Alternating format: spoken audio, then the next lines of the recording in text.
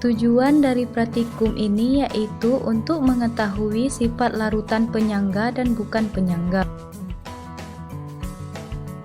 Larutan penyangga adalah jenis larutan yang dapat mempertahankan pH larutan ketika penambahan sedikit asam, basa, maupun pengenceran.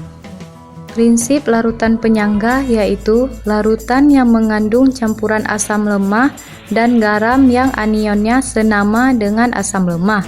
Jadi larutan penyangga ini berfungsi sebagai untuk menjaga nilai pH ketika asam atau basa ditambahkan ke dalam sistem. Assalamualaikum warahmatullahi wabarakatuh. Di sini kami akan melakukan praktikum sederhana mengenai larutan penyangga atau buffer.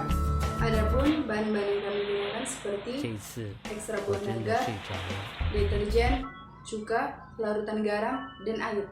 Alat yang digunakan yaitu 2 buah sendok.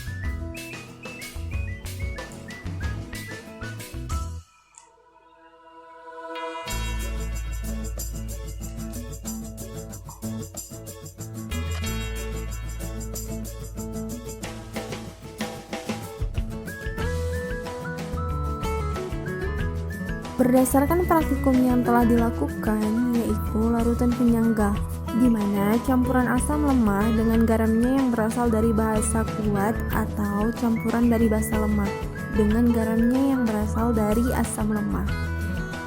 Komponen larutan penyangga terdiri dari 2 larutan penyangga, yaitu larutan penyangga asam dan larutan penyangga basa.